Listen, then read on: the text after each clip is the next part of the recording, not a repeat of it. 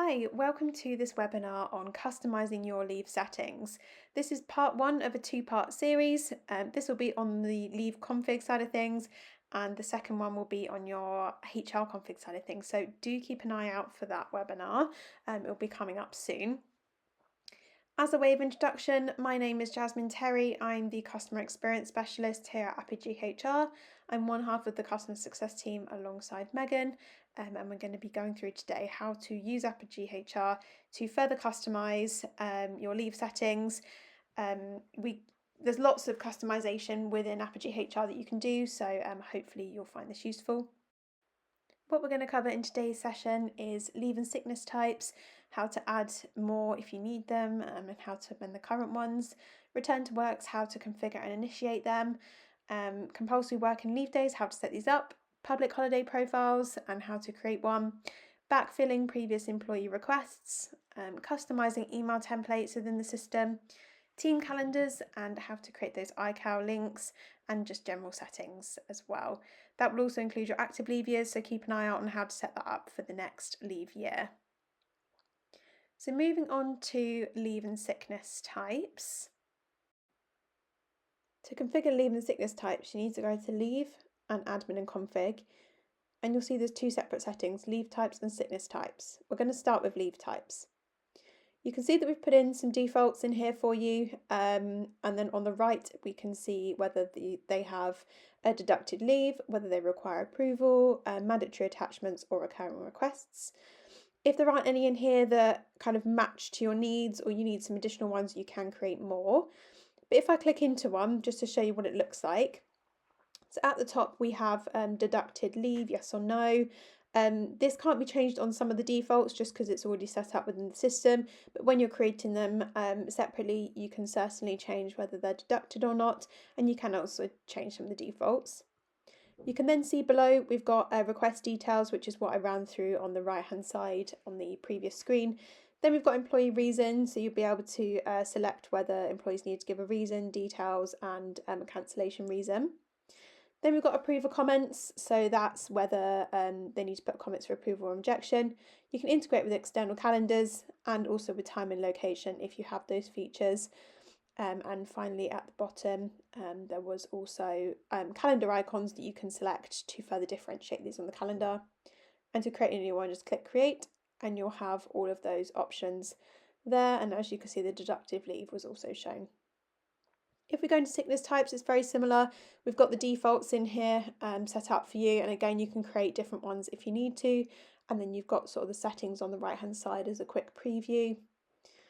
Yep, just there on the right. Then if we click into one, you'll see that it looks slightly different. We've still got the request details, employee reason and approval comments, as well as the external calendars and return to works time and location. The return to work is the newer feature on here. This wasn't available within the leave settings, but I'll show you how to initiate that in the next section. Then if we're going to create, again, you have exactly the same settings. You just can create one from scratch. Next, we're going to look into how to configure and initiate return to works. To configure them, go into the admin and config and select the return to work under configuration. Here you can see you can set this up for the employee and the manager, and you can then put the fields that you require below. You can add new fields and also select the type that you want the text to be, whether that's text, attachments, etc. And you can also delete them if they're not applicable. You can also put requires disclaimer text, so if you want the employee to confirm that the information is accurate, you can put in the disclaimer text and amend that to how you need it, and you can also preview the return to work form below as well, so once you've made those changes you can see it. Then going on to the manager side, very similar. You can add all the new fields that you need and the types, and put in any questions that you need. For example, has the employee had similar previous occurrences? You can put that as a question to gain further information, for example. And then there's also the disclaimer text as well at the bottom. You can let them confirm whether the employee is fit to return to work or not. And then finally at the bottom, you can select the return to work manager. So does this need to be the employee's team manager, their sickness approver, their HR manager? You can select and customize who that needs to be. Then there's a preview at the bottom again. But to initiate this, what we need to do is we need to go to leave and also the sickness types. And what I showed earlier on the sickness type is how you will initiate the return to works. So if you go into a sickness type and scroll down to the return to work section, you just press yes to initiate the return to work in this section. This then comes up with the minimum sickness length. What the minimum sickness length is how many days does the employee need to be sick for this to initiate. So for example, if the employee is off 1 day, do you want the return to work to initiate once they press that they're back, or do you want it to initiate for a longer period of time, for example 7 days? Next up is compulsory work and compulsory leave days. Compulsory work days are those days where you need your employees to be in the office. So that could be, for example, in December for retail workers, and they're not allowed to have time off over December. Or for compulsory leave days, those could be days, for example, Boxing Day or New Year's Eve, or a company day where you have the full day off and you want employees to have that sort of as a mandatory day off. To configure these, you'll want to go into Leave, Admin and Config, and Compulsory Days. As you can see, we've got two different tabs. We've got Leave Days and then also Compulsory Work Days. They both look very similar. You just need to click the button to add in a new one, put in the start date, whether it needs to be full day, morning or afternoon, select the leave type that it's applicable to, type in a reason if you need to pop one in, and then you can select the division if you have divisions enabled that this is applicable to. If you've just got one, it'll just be for that one division, and then you can also select the teams that this is applicable to as well, and then save your changes for that to be added into the system. If you then go to a compulsory work day, it's exactly the same. You just need to pop in start date, end date, select who it's applicable to, and create. Just one thing to note about these days is that if the employee has already got a day booked off in the calendar for these days, these compulsory days won't show for them. So they'll need to cancel that and you'll need to assign this compulsory day to them so that it appears in their calendar. Next, we're going to be looking at public holidays. So if you go into Leave and Admin and Config, you'll see that you can set up public holiday profiles in the top right. Here are some I've already set up, but to create your own, you're going to go to Create. You can import from our defaults if you wish, just select from the list. We do have a selection of 10 that we will then pre-populate for you each year, so you don't need to worry about that. But if your country isn't in the list, you'll just need to click Create manually, and I'll show you how to do that process in a second. But if you are selecting from our country defaults, you can then enter the profile name so that it's easily recognisable when you go to select it on the work profile. Then if you click Create Manually, this is where you'll want to create manually if you want to import your own. You'll give it a name and then create the profile. Then you'll see it will give you a blank calendar. So it will show you all the weekends and days. You can toggle weekends on or off depending if you work weekends or not within your business. You can then select import if you want to import from an iCal file and put the bank holidays in that way. Or you can click create if you want to enter them in manually, one day by one day. That's good if you have maybe a couple of bank holidays that you want to add in rather than a bulk load. But if I now go into import, I'll be able to show you what that looks like. So here you can import the defaults like I showed previously, and that will just add them to the calendar for you. You'll be able to select which days you want to add in, and if you want the automatically added public holidays to be added into the system for you, which is what we will do each year. And if we go to import an iCal file, here is where you can upload your iCal file if you want to add them in via that. But I'm going to show you what happens if you import via the country defaults. So here it's added it to the calendar. You'll see that it's added the yellow dots as to where the public holidays are, and here's the list of the public holidays on the right. You can disable this also if you wish, and below you can filter by the years just by the drop down or by the arrow on the right hand side. Next is backfill. Backfill is putting in previous employee requests into the system, so already approved requests without having to go through the approval process. So if we go into Leave and Admin and Config, you'll see there is backfill and backfill from CSV. The backfill from CSV will be if you're doing a bulk upload, maybe you've just joined Appogee HR and want to put in a load of requests that have already been approved. That would be your first option, and backfill is the more sort of manual process and you're entering the request in one by one. So this would be good if you just wanted to put in a few requests. So what I'm going to go through first is the backfill side of things. So you're going to search for the employee email address. Select them from the drop down and click the arrow. You'll then see you can choose whether it's leave, sick or toil.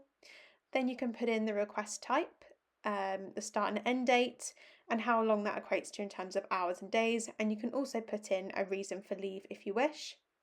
And then you can also select whether it's deducted from the allowance or not. You can then save your changes. There is also a tab up here that says about requests. So in a second I'll take you in there, but it also shows all the requests for this employee that have been inputted. So once this is saved, I'll click into there. You can see for all the different leave types, you can see the leave for this employee. There we go, so approved and leave type and reason. Then if we go back into admin and config, I'll show you how to do the backfill from CSV. You'll just download the template here and then input your information into the CSV file, choose the file, and then go through validation and allowance review for the employees, and then that will be added into the system for you, so saving you a lot of time. Next up is customizing email templates. These are the emails that are sent within the leave side of things, so those notifications that you get when a leave request is approved, submitted, for example, and you can find this in the leave and email templates section. As you can see, we've got them for leave, sick and toil at the top, and we have them for all the different leave actions, so leave approved, leave rejected, etc. There's lots here that you can go in and customise, and you've got that for leave, sick and toil. And you can also select on the request whether to include the request detail. So you just go in here, click request, include request detail if you need it, and you can see that preview below it too, and you go in and customise it at the top there, just with what you want to say. And it's as simple as that, and that's how you update email templates. Moving on to iCal team calendars. These can be set up so that you can subscribe to a calendar within Appogee HR if you're not part of that team. So if you go to Leave and iCal team calendars, it creates a feed so that you can subscribe to it via your Outlook or Gmail.